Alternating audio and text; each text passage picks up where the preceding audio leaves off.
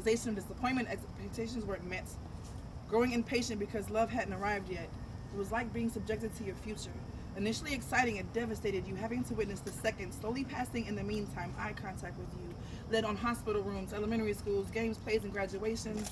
You just couldn't fathom how you would make it to your destination. It wasn't that you were in denial of his gift to you. You just failed to realize as you prayed for, he was listening. I reckon doubt set in and you couldn't allow yourself to depend on the desires of your heart, as each time you had to think about every moment that tore you apart, every disaster that wasn't so good to your heart made you feel like love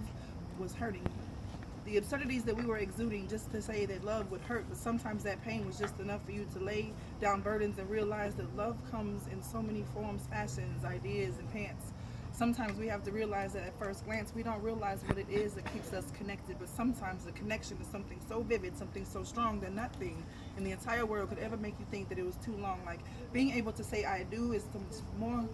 beautiful in the sense of knowing that it's not I love you enough to marry you because it's cute under the sunlight, but more so in the daytime and at night when doubt breaks. And you have to realize that when that bow breaks, you have to think about when her brows go down, because all the worries of her day has always come into play. And sometimes you'll have to think about him and the idea that he has to go through this to realize that this love thing is something so much stronger than hoping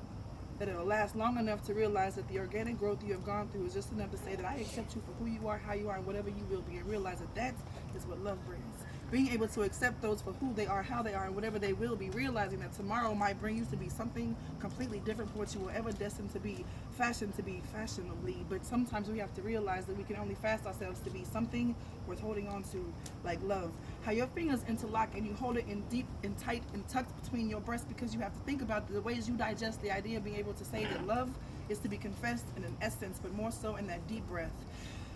And that exhale to be so eloquently evident of the ability to love somebody past their pain, past their drain, past the moments that they felt they couldn't complain enough, thinking that they had to be so much more stronger than they ever depicted themselves to be, because that is what love brings you to the conclusion that it's all not an illusion, but a reality of being able to say that this fallacy of what love does is like being able to stand in a room or under the sky and be able to tell someone that you will love them until they die, and even after that, because you know that it's everlasting, everlasting, to the point that no one could ever define what love would be under a license or a promise or an echo, until you exhausted every avenue of being able to express yourself poetically. But sometimes it's the fallacy of you being able to be silent, because the echoes will always impede your eardrums, to the point that you have to realize that love comes and goes. And I think T really defined it so eloquently, because she talked about what marriage was to her being something so much more in depth than just a license and a conjectured successive of being able to say I do, but more so being able to accept what they'll go through and know that going organically is the only way to do it. Sometimes you have to literally change your diet and your lifestyle and your way of dressing just to know that you're having to gear up and suit up for some kind of blessing. But